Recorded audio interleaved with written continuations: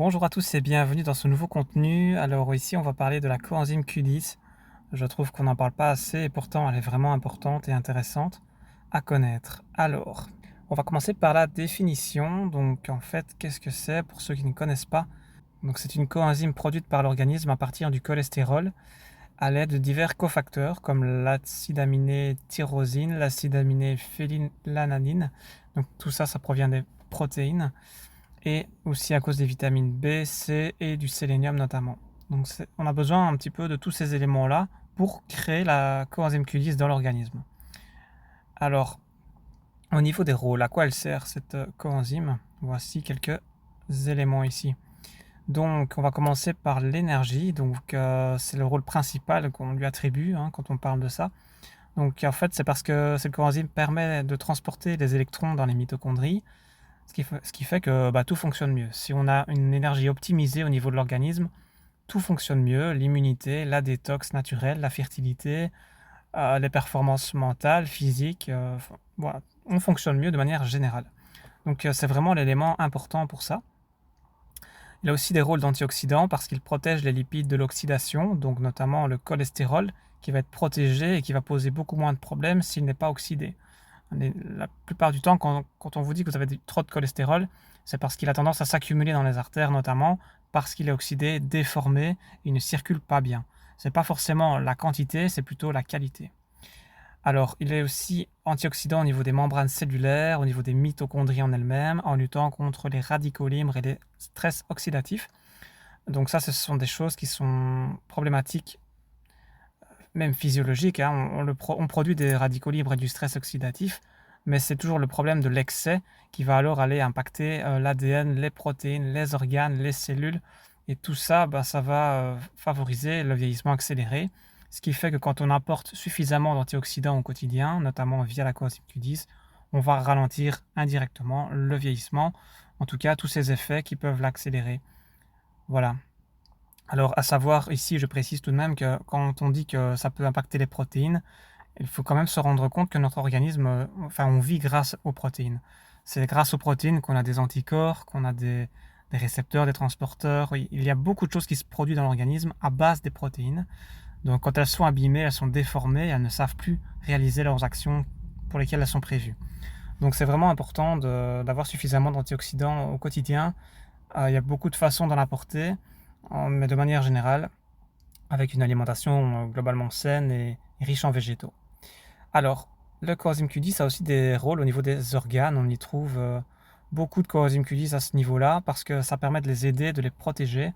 On en retrouve principalement dans le cerveau, le foie, les poumons et bien d'autres éléments encore.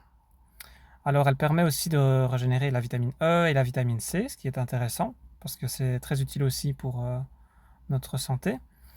Et donc, au niveau du cholestérol, comme je le disais précédemment, la coenzyme Q10 va protéger les lipides de l'oxydation et donc va combattre la déformation et l'accumulation du cholestérol dans le système. Donc, c'est vraiment intéressant en prévention avec l'âge, mais aussi en action si vous êtes déjà à problème de cholestérol. Donc ici, on a aussi des rôles au niveau du cardio, performance augmentée, protection des parois artérielles et donc vasodilatation, action face à l'hypertension et insuffisance cardiaque. Donc c'est vraiment aussi très intéressant ici. Au niveau du cerveau, eh bien, on a un rôle neuroprotecteur, capacité et santé avec la L-carnitine et l'acide alpha-lipoïque.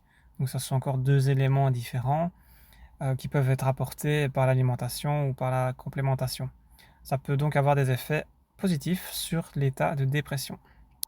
Donc par rapport au surpoids, il va aussi y avoir une aide par rapport à la régulation du métabolisme des graisses.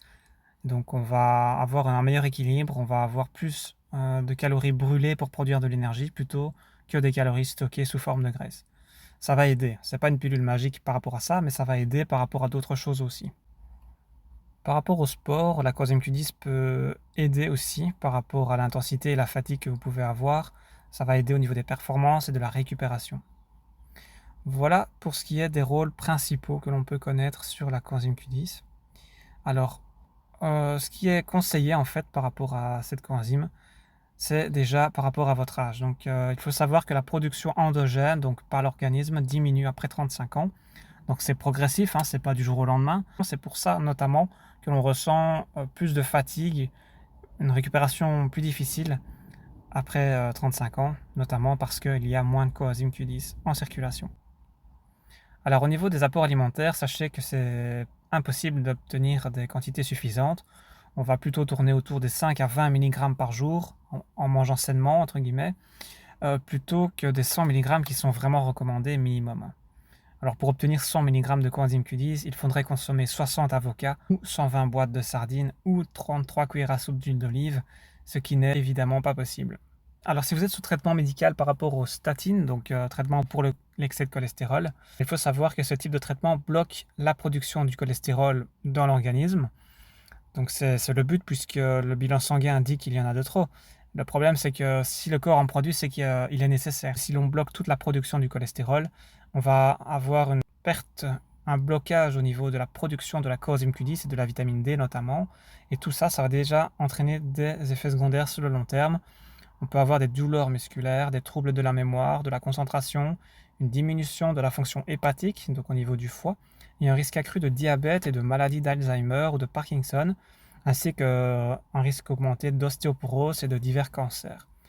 Donc vous voyez, rien que le fait de manquer de vitamine D, de coenzyme Q10, bref, de cholestérol, ça peut générer pas mal de soucis sur les années. C'est pour ça que les traitements sous statine qui, je trouve, sont faits un petit peu trop rapidement et trop longtemps, ça peut poser des problèmes, surtout si à côté, on ne se complémente pas en nutriments qui sont carencés du coup. Il y a moyen de combiner les choses, mais voilà, ça doit être vu avec un médecin évidemment et un professionnel de la santé. Si vous faites du sport régulièrement, là aussi, ça va être intéressant de se complémenter. Si vous avez une insuffisance cardiaque, de l'hypertension, un risque d'infarctus, un AVC, une fragilité au niveau cardiovasculaire, là aussi, ça va vraiment être utile.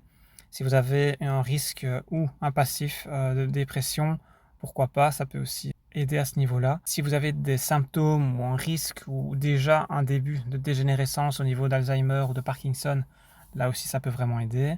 Soutenir la concentration, la mémoire en période d'examen par exemple.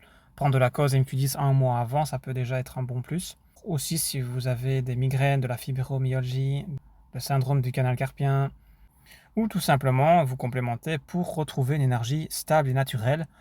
Ce n'est pas un booster, hein, c'est vraiment quelque chose de naturel, de physiologique. Et en quelque sorte, ça peut un peu vous ramener à l'énergie que vous pouviez avoir à 20 ans. C'est voilà, c'est un petit peu ça l'idée. Alors, au niveau de la complémentation en elle-même, on va plutôt souvent conseiller un dosage minimum de 100 mg jusqu'à 200 en moyenne. Ça dépend des profils, évidemment, hein. On ne peut pas faire des protocoles pour tout le monde comme ça. Et idéalement, ça doit être pris le matin ou à midi, parce que, évidemment, c'est un petit effet dynamisant, donc c'est toujours mieux en début de journée. Et donc, je précise que c'est un élément qui est donc liposoluble, hein, donc qui s'assimile mieux avec les graisses. Alors, de préférence, choisissez une forme ubiquinol, c'est la plus assimilable. Au niveau de l'assimilation, justement, veillez à ne pas avoir de dysbiose ou à bien vérifier avec un bilan avant ou après la prise pour voir si vous l'assimilez bien. Et selon l'âge aussi, parce que plus on avance dans l'âge, plus on a des risques d'avoir des dysbioses, des problèmes digestifs et d'assimilation. Toujours bien vérifier au niveau des compléments la qualité, donc le dosage, la composition. Bien sûr, quelqu'un qui ne s'y connaît pas va avoir du mal à trouver un bon complément parce que le choix est énorme sur le marché. Et malheureusement, la plupart des compléments sont de mauvaise qualité, mal associés, mal dosés. Donc vraiment, il est intéressant de se tourner vers un professionnel de la santé ou moi-même, si vous le souhaitez, pour pouvoir vous conseiller au mieux. Et donc ne pas oublier les cofacteurs importants pour la coenzyme Q10, pour qu'elle fonctionne bien. C'est le sélénium, la L-carnitine, l'acide alpha-lipoïque, la vitamine C et d'autres éléments encore, parce que vous le savez, dans l'organisme, tout fonctionne plus ou moins ensemble. C'est rare qu'un élément fonctionne tout seul de A à Z. En général, il y a des interactions, des cofacteurs. Maintenant, voilà, ces éléments peuvent se retrouver aussi dans l'alimentation. Si vous êtes sous traitement médical, n'hésitez pas, bien sûr, à demander conseil à votre médecin avant de vous lancer dans une complémentation. C'est des choses qui ne s'improvisent pas malgré tout, même s'il y a beaucoup d'avantages. Il faut quand même que ce soit vu si vous avez un traitement médical pour éviter les mauvaises interactions. Je vous suggère plusieurs marques, je vous laisse faire votre choix. Je vous mets en description quelques marques avec des liens, des codes promo. C'est vraiment des laboratoires de qualité, de local. C'est vraiment ceux-là que je conseille en priorité. Donc n'hésitez pas, si vous avez des questions, à revenir vers moi.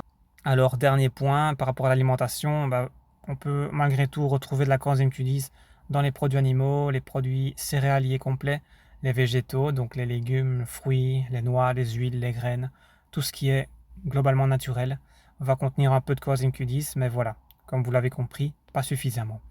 Voilà, j'espère que ce petit podcast vous a plu, vous avez appris des choses.